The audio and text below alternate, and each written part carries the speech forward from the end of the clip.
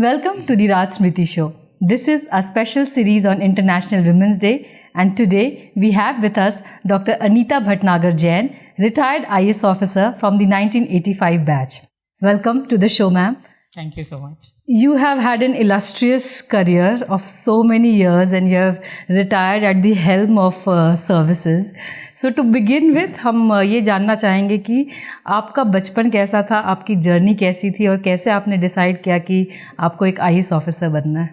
मेरे ख्याल से ये सिविल सर्विसेज में बैठने की जो बात है जी, ये बीज तो बचपन से ही दिमाग में रोपित कर दिया गया था। अच्छा। और इसका पूरा श्रेय और जो कुछ भी मैं आज हूँ ये मेरी माता जी स्वर्गीय श्रीमती वीना भटनागर जी को जाता है। और मम्मी बचपन से चाहती थी, वो खुद बनना चाहती थी, लेकिन उस समय जल्दी शादी हो गई, वो नहीं आगे पढ़ पाए या बैठ पाए, तो वो ये चाहती थी।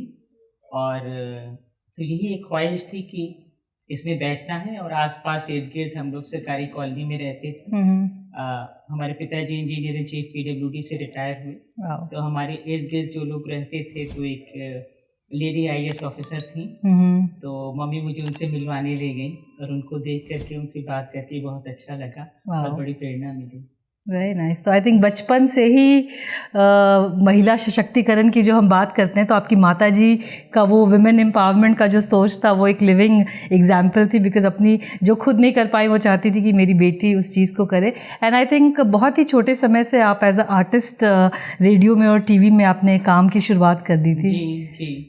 तो मम्मी मुझे जब 8 साल की मैं थी तो तब ऑल इंडिया रेडियो लेकर के जाती थी। तो पहले बच्चों के कार्यक्रम में जाते थे और ऑडिशन ड्रामा रेडियो आर्टिस्ट हुए, बहुत से नाटकों में काम किया। फिर जब टेलीविज़न लखनऊ में आया तो फिर टीवी के भी ऑडिशन आर्टिस्ट हुए, तो कई सारे नाटकों में काम किया और थिएटर में काम किया।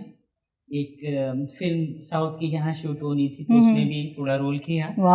लेकिन इच्छा सिविल सर्विसेज में बैठने की थी, तो मुख्य धारा यही थी कि इसी के लिए बैठना है। 2 बॉलीवुड की भी फिल्मों का ऑफर आया था। लवली, आप अभी भी इतनी ग्लो कर रही है, रेडिएट कर रही है कि आई एम श्योर।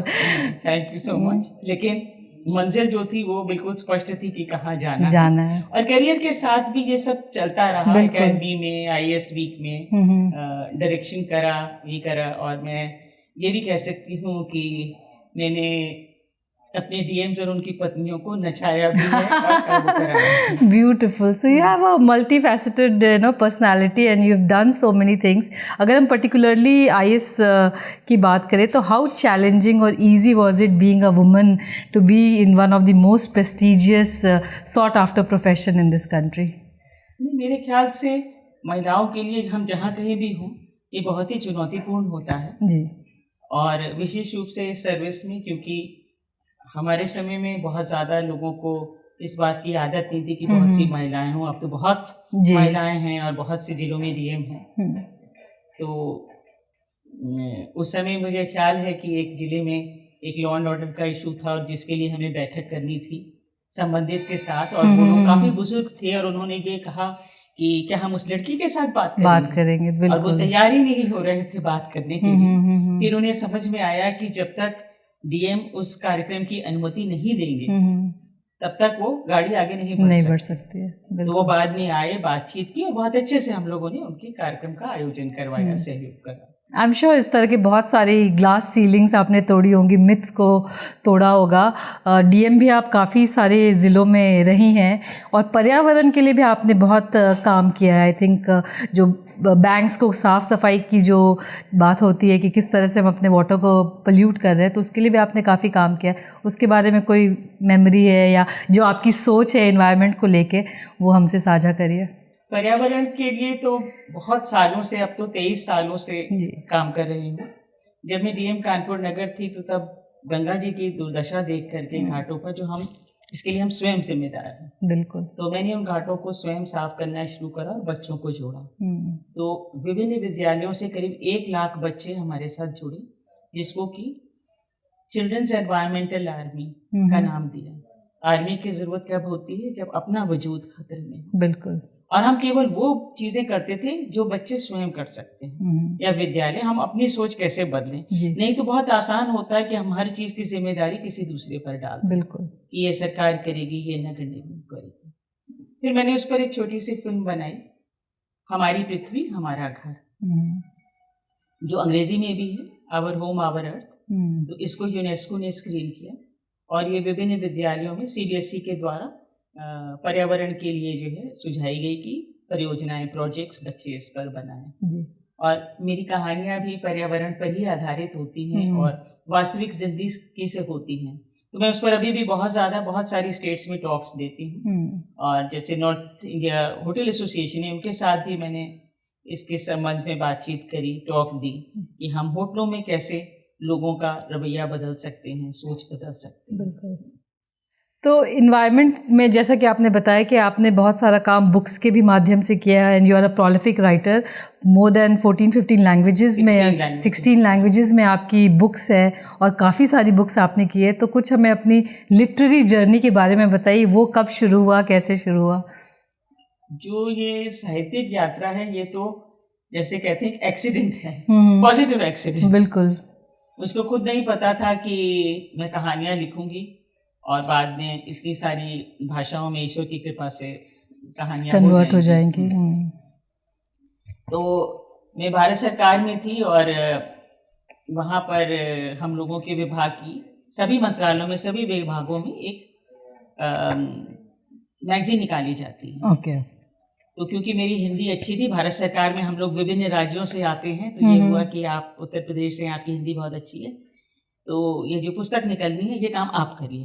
अब हाँ, सबके पास इतना काम था कि वास्तव में कोई वो काम अतिरिक्त काम नहीं लेना चाहता था। खैर, तो उस मंत्रालय में, शिक्षा मंत्रालय में थी मैं भारत सरकार में, तो 8 साल से वो पुस्तक नहीं निकली थी।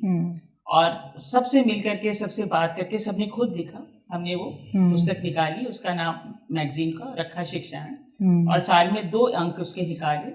तो मैं उसकी एडिटर अपॉइंट कर दी गई थी। तो तब मैंने उसका उसमें कुछ लेख लिखे, और बल्कि उस मैगजीन के लिए हम लोगों को, हमारे विभाग को प्रेसिडेंट मेडल भी मिला। Very nice. और उसके बाद मैं आईटी डिपार्टमेंट में थी भारत सरकार में, इंफॉर्मेशन टेक्नोलॉजी, वहाँ 16 साल से नहीं निकली थी मैगजीन, तो स्पंदन करके निकली 2 अंक, और उसमें भी प्रेसिडेंट मेडल मिला हमारे विभाग को। तो उसमें जो मैंने संपादकीय काम किया और कुछ लेख लिखे थे, तो किसी ने उनको पढ़ करके मुझे कादम्बरी में लिखने के लिए निमंत्रित करा। लवली। और कादम्बरी सोचकर तो मुझे लगा कि कादम्बरी, वो तो इतनी साहित्यिक भाषा वाली ऊपर बेंचमार्क है। बिल्कुल। तो कुछ ऐसे ही शुरुआत हुई। वाह, लवली। मतलब what a beautiful journey. Writing ने आपको चूज़ किया, आपके सामने एक एज एन, लोग सपना देखते हैं कि हम राइटर बने, ऑथर बने, और बन नहीं पाते हैं, बट प्रॉब्ली आपके अंदर ये टैलेंट इतना बेहतरीन तरीके से था कि भगवान ने खुद अवसर ला के दिया और आपने उस अवसर को छोड़ा नहीं, despite being so busy and इतना काम होने के साथ साथ। क्योंकि ट्रैवलॉग्स भी मैं लिखती थी जी, और ट्रैवलिंग का बहुत शौक है मुझे और मेरे हस्बैंड को। तो मेरे ख्याल से वो जो हॉबी है ना, अगर हॉबी आपकी उससे पैशन बन जाए तो फिर रास्ता अपने आप निकल आता है। नाइस। मैं देख रही हूँ कि आपकी बुक्स ब्रेल में भी है, तो इसके पीछे, इसको बनाने की क्या सोच है और क्यों आपने अपनी बुक्स को ब्रेल में भी कन्वर्ट करना शुरू किया? देखिए, पिछले कुछ समय से मैं स्टोरी टेलिंग भी करती हूँ जी। तो स्टोरी टेलिंग करने के लिए मैं कुछ बिजली चैलेंज बच्चों की विद्यालय में गई, और नेशनल एसोसिएशन फॉर ब्लाइंड का मुंबई में दफ्तर, उन्होंने ब्रेल डे पे मुझे बुलाया, तो मेरे पास अपनी पुस्तक की एक कॉपी थी। तो जितने बच्चे थे उन्होंने इतने ध्यान से कहानी सुनी, इतने खुश हुए, और उसके बाद वो लाइन में लग गए कि मैम हमें कहानी की किताब चाहिए। तो मुझे ये एहसास हुआ कि इनके लिए कहानी की किताब ही शायद सबसे बड़ा नहीं। वैसे तो सामान्यतः भी बच्चों के लिए कहानी की किताबें अब उनकी संख्या कम रह गई, तो इसलिए मैंने फिर ब्रेल की दिशा में मैं अग्रसर हुई। तो मेरी बहुत सी कहानी की किताबें ब्रेल में की जा चुकी हैं, और ऑडियो स्टोरीज मैंने रिकॉर्ड करना शुरू करा, क्योंकि उसमें साउंड इफेक्ट भी आता है। नाइस। तो उनकी दुनिया अलग है, तो कैसे वो सीखते हैं। तो ध्वनि से भी सीखना आसान है, लेकिन ब्रेल भी जानना जरूरी है, क्योंकि आगे जब आपको बड़ी बड़ी डिग्री हासिल करनी है विजुअली चैलेंज को, तो ब्रेल आना चाहिए। बिल्कुल। रीडिंग का की जो हम बात करें तो आजकल बहुत हद तक कम होता जा रहा है, लोग कम पढ़ना चाहते हैं। तो आई थिंक ऑडियो बुक्स एक तरह का मीडियम है जिससे आप बहुत सारे लोगों को रीच कर सकते हैं। और भी ऐसा कोई प्रोजेक्ट है जिस पे आप काम कर रही हैं अभी? अभी तो मैं इन्हीं 2-3 में काम कर रही हूँ जी। और क्योंकि ब्रेल की पुस्तकें आना, उनकी संख्या बढ़ना जी। और ऑडियो स्टोरी रिकॉर्ड करके लेकिन लोगों तक पहुंचे और लोग उनको सुने। जैसे कि पुस्तकें हैं तो आपने कहा कि पुस्तक पढ़ने की आदत, कहानी की पुस्तकें पढ़ने की आदत कम हो गई, लेकिन अगर ये आदत कम हो गई है तो हमारा जो व्यक्तित्व है, हमारा जो सोच है, हमारे जो बच्चे आगे कैसे बनेंगे, इस पर भी बहुत बड़ा प्रभाव पड़ रहा है। तो घरों में ये बहुत ज़रूरी है। हम सब ने बचपन में कहानियाँ सुनी जी। और घर में चाहे नाना, दादा, दादी, नानी, पिताजी, माताजी, पॉप, मॉम, जो भी हम आप कहते हैं जी। तो कुछ कहानी थोड़ी सी बच्चों को सुनाएंगे तो आपस का एक रिश्ता मजबूत बनता है। बिल्कुल। और उसके साथ ही साथ उस बच्चे को बचपन की जो यादें हैं वो पुस्तक दिमाग में बैठ जाती है। क्योंकि पुस्तक केवल कहानी नहीं होती, आपकी सोच बदलती है, आपकी वोकैबुलरी बढ़ती है। बिल्कुल। और एक इमेजिनेशन पावर बनती है। बिल्कुल। वो जो सृजनात्मक शक्ति के बिना तो हम अधूरे हैं, नहीं तो जैसा परोस दिया और उतना हम जान रहे हैं तो हम सब तो एक दूसरे के क्लोन हो जाएंगे। बिल्कुल, हम सिर्फ कंज्यूमर्स होते जा रहे हैं। महिला सशक्तिकरण की जहाँ तक हम बात करते हैं, आपको बहुत सारे अवार्ड से नवाजा गया है as an IAS officer, plus your literary works, environment के लिए जो आपने काम किया उसके लिए भी। तो आपके नज़र में महिला सशक्तिकरण क्या है? मेरी नज़र में महिला सशक्तिकरण बहुत ही साधारण कुछ बातें हैं। क्या किसी लड़की को अगर वो पढ़ना चाहती है, पढ़ने की स्वतंत्रता है? हाँ या नहीं? ये किसकी जिंदगी है? उस लड़की की, उसकी जिंदगी। अगर वो शादी नहीं करना चाहती तो जबरदस्ती उसकी शादी कर, क्या वो अपनी जिंदगी के बारे में कुछ निर्णय ले सकती है? क्या वो जो खाना खाना चाहती है क्या उसे खा सकती है, घर में उसे बना सकती है? क्योंकि घर में सिर्फ उसे वो चीज पसंद है, बाकी सबकी पसंद की चीज बन रही है पर वो अपने लिए तो वो चीज बना सकती है। क्या वो एक आत्मसम्मान के साथ अपनी जिंदगी जी सकती है? और महिला होने के लिए कभी भी ये मन में एहसास नहीं होना चाहिए कि हम कम हैं। पुरुषों से अधिक कुछ नहीं चाहिए, लेकिन हर व्यक्ति को उसके जीवन के बारे में निर्णय लेने की स्वतंत्रता, और अगर वो ना या नहीं कहती है तो नहीं का मतलब है अगर मना कर दिया तो नहीं दोस्ती करना चाहती, ऐसे मत बेचो उसके चेहरे पर। सही बात। अगर वो नहीं शादी करना चाहती तो किसी पिता को हक नहीं है कि एक कुल्हाड़ी लेकर के उसके टुकड़े कर दे। बिल्कुल। या अगर और भी कोई बात हुई, खाना अच्छा नहीं बना तो क्या किसी को भी हक है कि उसको एक थप्पड़ मार दे या उसे घर से निकाल दे? हमने तो सुसाइड्स भी सुने हैं कि खाना अच्छा नहीं बना, झगड़ा हुआ, अगले दिन जाके उसने सुसाइड कर लिया। ऐसे भी सर्वेक्षण है कि जिसमें 80% महिलाओं ने ये कहा कि अगर उनके साथ घरेलू हिंसा की गई तो वो जायज़ है, क्योंकि उनकी मानसिक सोच वैसे ही है। और जैसा आपने बोला ना खाना बनाने का, तो वो है कि वो खुद ही नहीं बनाती हैं कि भाई 4 चीज़ें बना लिए, मेरा क्या है, मैं तो जो बना है वही खा लूंगी, जो बच गया वही। अपने लिए वो एक रोटी भी एक्स्ट्रा नहीं बनाती कि चलो उसी में गुजारा कर लेंगे। कम हो जाए तो वही। जबकि कि बहुत कुछ बदल रहा है, बहुत तेजी से चीज़ें बदल रही है, लेकिन फिर भी बहुत कुछ बाकी, दहेज भी बाकी। दहेज नहीं क्या है, अब तो ग्रामीण क्षेत्र में भी लड़का चाहे कुछ करता हो या ना करता हो पर एक मोटरसाइकिल तो चाहिए। बिल्कुल। रेट्स फिक्स्ड है मेरे ख्याल से कि अगर लड़का IAS है तो ये, डॉक्टर है तो ये, इंजीनियर है तो ये। पहले के टाइम में तो बहुत होता था, अब तो खैर अवेयर हो रहे हैं। देखिए ये है ना कि गलती लड़के के माँ बाप की। बिल्कुल। आप ये नहीं देख रहे कि लड़का कैसा है, इंसान कैसा है। आप केवल एक नौकरी से तो शादी नहीं करते। बिल्कुल। नौकरी महत्वपूर्ण है, लेकिन नौकरी, परिवार और सबसे महत्वपूर्ण चीज है चरित्र कैसा है। अगर आप किसी का सम्मान नहीं कर सकते तो फिर आप उससे प्रेम कैसे कर सकते हैं। बहुत सुंदर बात कही। और महिला सशक्तिकरण के बारे में भी जो आपने कहा कि जब तक फ्रीडम नहीं है सांस लेने की, कुछ भी करने की, तब तक हम सशक्तिकरण की बात ही नहीं कर सकते। तो चलते चलते आप क्या एडवाइस देना चाहेंगे हमारे यूथ को, both boys and girls, so that हम सब मिलकर एक ऐसा समाज बना सके जहाँ पे हमें ये बात ही करने की ज़रूरत ना पड़े कि हम पुरुष सशक्तिकरण की तो बात नहीं करते, तो फिर हमें महिला की क्यों बात करनी चाहिए? एक चीज़ महिला सशक्तिकरण के परिप्रेक्ष्य में आपको जरूर बताना चाहूँगी कि मैंने 4 प्रेस वालों पर केस दायर किया था। और जब मैं उस जिले से ट्रांसफ़र हो गई थी तब उस केस को फॉलो किया था।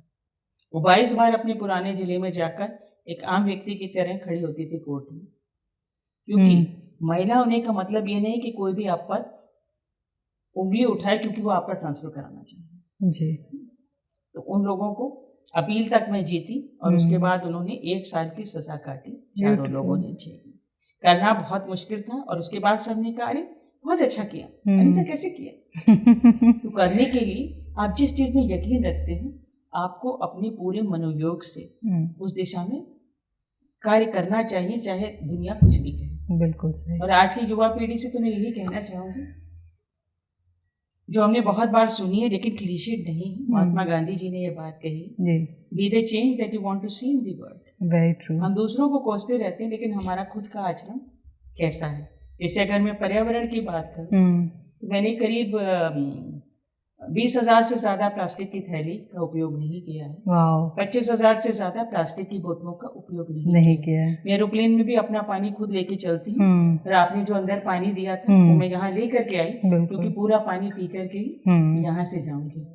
मैंने एक स्लोगन दिया था, हाँ, उसके बारे में हमें बताइए। बच्चों के लिए जो बाल पर्यावरण वाहिनी में थे और जो मुझे लगता है कि वो मेरे पे, आप पे, हम सब पे लागू होता है, चाहे जो भी उम्र हो। एक सृष्टि एक जीवन, एक ही सृष्टि है इतनी सुंदर सी, अगर हम उसे सुंदर रखें, और एक ही जीवन है क्योंकि हम पुनर्जन्म में यकीन करें तो भी पता नहीं कहाँ से आए हैं और कहाँ जाएंगे और क्या बनेंगे, उसके बारे में क्या only the present we have with us. तो एक सृष्टि एक जीवन, मुझे भी कुछ करना है, हमें नहीं मुझे। बिल्कुल। तो मुझे अगर हर व्यक्ति कुछ ना कुछ थोड़ा सा करेगा तो मिलकर के कितना बहुत बड़ा कुछ हो सकता है। बहुत सुंदर बात कही आपने। हम हमेशा, पहले भी आपने जैसा कहा कि हम डाल देते हैं कि ये करेंगे वो करेंगे, हम क्या कर सकते हैं हमें उसमें बिलीव करना चाहिए और हम जो करेंगे उसी से धीरे धीरे समाज भी बदलेगा। बहुत अच्छा लगा आज आपसे मिलकर, आपकी बातें सुनकर। More power to you. आप ढेर सारी बुक्स लिखती रहें, ब्रेल में भी आप बहुत सारी चीज़ें कर रही हैं, उन बच्चों को आपकी ज़रूरत है। इसी तरह से मुस्कुराती रहिए और हर चीज़ करिए। आई थिंक आपने हर चीज़ ही किया है अपने लाइफ में, acting, directing, production, writing, administrative service. So I think you are one of those blessed souls who was empowered right from the beginning, and आज भी आफ्टर रिटायरमेंट आपने उस चीज़ को छोड़ा नहीं है, आप उसको कंटिन्यू कर रही हैं। मेरे ख्याल से स्मृति जी ईश्वर शक्ति देते हैं और अब मैं मानती हूँ कि मेरी माँ जो मेरे साथ नहीं है, उनकी भी जो सोल है वो आपके साथ है, उनका आशीर्वाद अभी भी मेरे साथ चल रहा है। लेकिन बस ज़रूरी यही है कि किसी भी चीज़ में हम हिम्मत न हारें। अगर हम यकीन करते हैं तो मेहनत बहुत होती है, बहुत मेहनत होती है, कुछ आसानी से नहीं, वो तो पक्की बात है, लेकिन हम उसे हासिल ज़रूर कर सकते हैं। Thank you so much. Thank you.